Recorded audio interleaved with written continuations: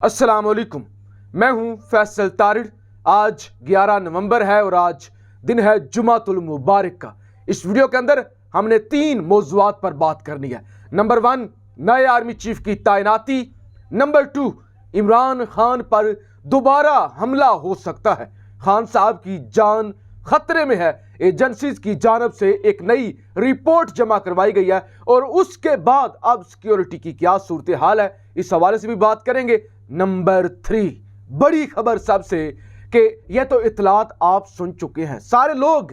कल ही मैंने आपको बता दिया था कि नवाज शरीफ की वापसी का प्लान बनाया जा रहा है। कल ही सफारती पासपोर्ट भी जारी हो गया था और अब ये इतलात है कि इसी साल के आखिर में या इसी साल, यानी ये जो 1.5 महीना रह गया है, नवाज शरीफ साहब वापस आ जाएंगे।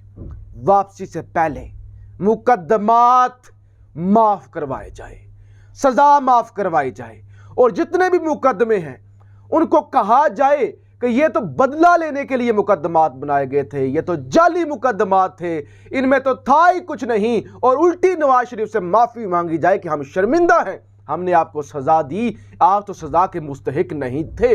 ये सारा माहौल बनाया जा रहा है, बंदे सामने लाए जा रहे हैं, वो भी आपके सामने मुकम्मल तौर पे तफसील रखनी है। सबसे पहले जी, आज तीसरा चौथा दिन है, शहबाज शरीफ साहब लंदन में मौजूद हैं। यहाँ एमरजेंसी की सूरत हाल है, लॉन्ग मार्च शुरू है, महंगाई है, दहशतगर्दी है, बेशुमार मसाइल हैं, लेकिन आपका जो वजीर आजम है वो माइकल जैक्सन बनकर ऐनक शैनक लगाकर कभी उल्टी टोपी कभी सीधी टोपी, यानी अवाम को भी टोपियां पहना रहा है और खुद भी टोपियां पहनी हुई है, कभी जना कैब, कभी मौलवियों वाला वो बड़ा सा कुल्ला, अजीबो गरीब वो हरकतें करता है। वो जनाब लंदन बैठा हुआ है, जो हुक्मरान है मुल्क का, जो खुद को हुक्मरान कहता है, वजीर आजम, और वहां पे क्या फैसला हो रहा है, आर्मी चीफ कौन होगा। कुछ खबरें जी लंदन से आई हैं और उन खबरों के मुताबिक नए आर्मी चीफ का फैसला हो चुका है, यानी मौजूदा को तोसी नहीं दी जा रही, यह तो तकरीबन कन्फर्म हो चुका है और नया आर्मी चीफ भी डिसाइड हो चुका है, फैसला हो चुका है कि नया आर्मी चीफ कौन होगा। नाम अभी तक डिस्क्लोज नहीं किया गया,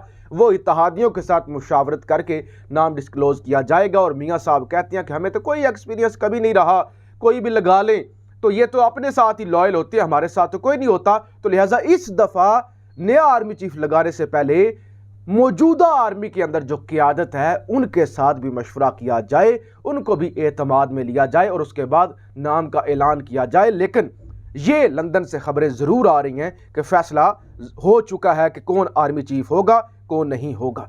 अच्छा जी, बड़ी जल्दी के साथ खबर है जियो न्यूज़ की। इमरान खान को सिक्योरिटी थ्रेट, घर के बाहर हिफाजती दीवार बना दी गई। स्पेशल ब्रांच की तरफ से इमरान खान के लिए जारी किए गए सिक्योरिटी अलर्ट के बाद जमान पार्क लाहौर में चेयरमैन पीटीआई की रहायश गाह के बाहर सिक्योरिटी इकदामात बढ़ा दिए गए। तो ये जनाब सूरत हाल है कि एक हमला खान साहब पर हो चुका है। जालिम अभी भी जो हैं वो खुश नहीं हैं, वो शायद कोई और ही चाहते हैं खान को ख़त्म किया जाए या ये जो है वो सारा मामला ही ख़त्म किया जाए। तो अभी भी खान के लिए सीरियस नोयत के खतरात मौजूद हैं और ये थ्रेट अलर्ट उस वक्त आ रही है जब खान के दोनों बेटे भी जमान पार्क लाहौर आ चुके। अब क्या इंतजामात किए गए हैं, इमरान खान के घर की दीवार के साथ सिक्योरिटी के पेश नज़र रेत के थैलों की दीवार कायम कर दी गई है, जबकि सीमेंट के ब्लॉक्स रख के हिफाजती दीवार बना दी गई है। जमान पार्क के दाखिली व खारजी रास्तों पर भी रेत के थैलों की चेक पोस्ट बना दी गई है। इसके अलावा जमान पार्क में पुलिस की भारी नफरी, ये मैं नहीं कह रहा, ये जियो न्यूज़ कह रहा है, ये मैंने पढ़ के आपको इसलिए सुना रहा हूं। बहुत सारे लोग कहते हैं कि पता नहीं झूठी खबर होगी या पता नहीं तरथल्ली मचाने के लिए, सनसनी व्यूवरशिप के लिए सारा कुछ हो रहा है, तो इसलिए मैंने कहा कि एज इट इज़ आपको पढ़ के सुना दूं। इसके अलावा जमान पार्क में पुलिस की भारी नफरी तैनात करके सिक्योरिटी के मजीद कैमरे भी नस्ब कर दिए गए हैं। जमान पार्क आने जाने वालों का रिकॉर्ड रखने के लिए सूसी डेस्क भी कायम कर दिया गया है, जबकि पार्टी की खवातीन रहनुमाओं की आमद के पेश नज़र चेकिंग के लिए खवातीन पुलिस एहलकार भी तैनात की गई हैं। तो फुल प्रूफ सिक्योरिटी, खवातीन पुलिस एहलकार, मर्द पुलिस एहलकार, चेक पोस्ट, रेत की दीवार, सीमेंट की दीवार और उसके बाद अजाफी जो कैमरे हैं वो भी नस्ब कर दिए गए हैं। तो ये खान जब दोबारा लॉन्ग मार्च शुरू कर चुका है उस वक्त ये खबर सामने आ रही है, तो आप अंदाज़ा कर सकते हैं कि इसकी क्या नौयत हो सकती है। खान ने तो लॉन्ग मार्च शुरू कर दिया है और दोबारा खान जो है वो पिंडी की तरफ भी आना चाहते हैं और पिंडी का घेराव भी करना चाहते हैं। तो ऐसे में ये थ्रेट अलर्ट जो है वो जू मानी हो जाती है, एक जेन्युइन नंबर 1 के वाकई ही खतरा है और ज़ाहिर एक हमला हो चुका है और खान इस वक्त ने सब की नाक में दम किया हुआ खान ने, तो खतरा तो मौजूद है। लेकिन नंबर 2 कि क्या ये लॉन्ग मार्च को डिरेल करने के लिए, डराने के लिए इस वक्त खान जो है वो डर जाए, इसलिए ये किया जा रहा है। बहरहाल जी, इस वक्त किसी भी खतरे को अंडर एस्टिमेट नहीं किया जा सकता, यही वजह है कि सिक्योरिटी की ये सूरत हाल। और दूसरी साजिश भी जरा सुन लीजिए। लाहौर हाई कोर्ट इमरान खान को पार्टी चेयरमैन से हटाने के केस में लार्जर बेंच बनाने की सिफारिश। आप जी, ये एक वकील साहब हैं आफाक साहब, ये पिछले कई दिनों से शरारतें कर रहे हैं। पहले भी इन्होंने मुकदमा दरखास्त दायर की थी और वो चीफ जस्टिस की पास गई थी और अब उन्होंने कहा कि लार्जर बेंच बनाया जाए क्योंकि इमरान खान NA-95 मियाँ वाली से नायल हुए हैं, लिहाजा उनको पार्टी चेयरमैन रहने का कोई हक नहीं। अच्छा, उसके बाद तो वो जीत भी चुकी हैं 8 हल्कों से, उसके बाद तो कुरम के अंदर इलेक्शन हुए, वो भी वो जीत चुके, उनके पास सीट है। ताहयात नायल नहीं हुए कि मफरूर बगुड़े की तरह 5 साल के लिए नायल नहीं हुए, वो आर्जी तौर पे 1 सीट से D सीट हुए हैं और वो भी केस चल रहा है। वहां पे भी जिमनी इलेक्शन से इस्लामाबाद हाई कोर्ट से रुका हुआ है और वो भी फैसला जो है वो कालादम हो जाएगा। तो लिहाजा पार्टी चेयरमैन से हटाने का तो कोई तुक ही नहीं बनता, लेकिन ब्लैकमेल करने के लिए, डराने के लिए कि हम ये भी कर सकते हैं, हम ये भी कर सकते हैं, हम तुम्हें बेख्तियार कर सकते हैं। वो एक नामालूम सा वकील है 2 टके का, उसकी जानब से ये जो है वो दरखास्त मूव की गई है और जियो न्यूज़ और बाकी टीवी चैनल इसको बड़ा बढ़ा चढ़ा के पेश कर रहे हैं कि इमरान खान जो हैं वो पार्टी के चेयरमैन नहीं रहेंगे, ये नहीं होगा, वो नहीं होगा और ये सारे मामला। अच्छा जी, कल मैंने आपको खबर दी थी कि नवाज शरीफ साहब वापस आ रहे हैं, आर्मी चीफ जो मौजूदा आर्मी चीफ हैं वो जा रहे हैं और उन्होंने अलविदाई मुलाकातें भी शुरू कर दी हैं और सफारती पासपोर्ट भी जारी हो गया है। अब लेवल प्लेइंग फील्ड, इसी को कहते हैं ना कि लेवल प्लेइंग फील्ड, कि हमारा शेर भी मैदान में हो, हमारा शेर भी आए, हमें भी मौका दो। अगर हमें हुकूमत से घर भेजने ही है ना तो हमारे शेर को मौका दो, लोग शेर पे मोहरे लगाएं और हम पीछे वो एक बड़ा सा गाना चलाएं, नगमा चलाएं, पार्टी तराना चलाएं और लोग जोश में आ जाएं कि मियां दे नारे वजने भाई वजने ने। वो इस तरह से लोग जो हैं वो जोश में आए, हम कहें कि मियां दे नारे, मियां दे नारे, मियां दे नारे और कीमे वाले नान, वो सारी चीजें भी करें तो लोग बातों में आ जाएं। नहीं होने वाला ऐसा। मियां साहब आ जाएं वापस, सत बिस्मिल्लाह। मगर लोग यहां पे जाग चुके हैं। आप जिन हालात में गए थे ना, आप जिन हालात में कौम को छोड़कर गए थे, उस वक्त लोग धोखे में आ जाते थे, उस वक्त लोग फ्रॉड में आ जाते थे, उस वक्त लोग मासूम थे, आपके ये भोले भाले गोंगलू जैसे चेहरे पर यकीन कर लेते थे। अब नहीं करते, अब बड़े धक्के लग चुके हैं। अब इस कौम ने बड़े बड़े सानियात देख लिए हैं।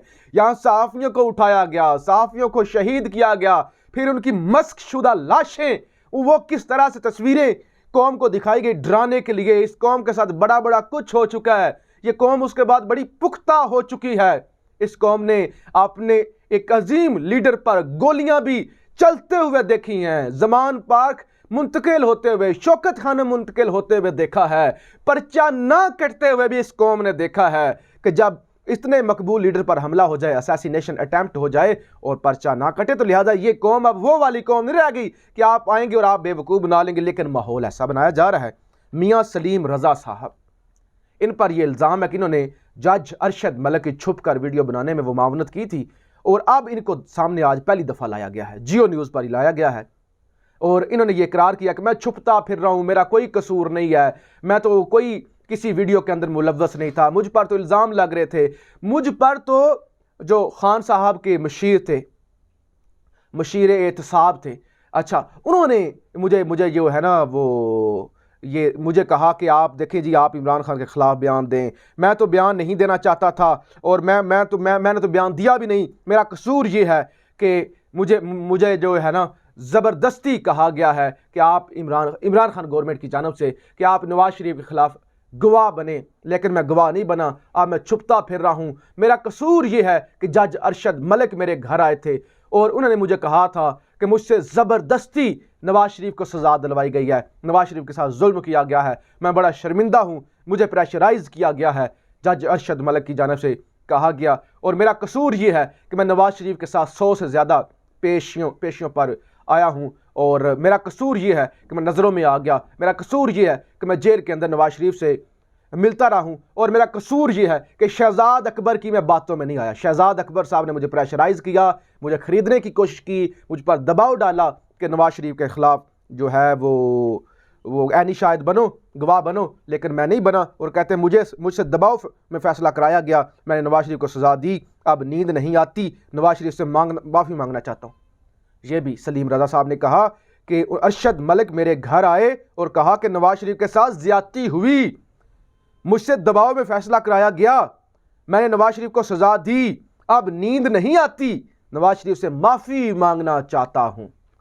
ये बयानियाँ जो वीडियो के शुरू में मैंने आपको कहा था वापस लाने के लिए, ये बयानियाँ, वो तो जज फोत हो गए ना, मर गए, लिहाजा उसके बाद वो शर्मिंदा थे, उनको नींद नहीं आती थी, उन्होंने कहा नवाज शरीफ के साथ ज़्यादती किया, लिहाजा अब इस सारे मामले को मुतनाज़ा बना दिया जाए और कहा जाए ये तो सज़ा जो है वो ज़्यादती हुई थी, सज़ाएँ भी माफ़ करो, नाइली भी ख़त्म करो, लेवल प्लेइंग फील्ड दे लें, ये भी कर लें।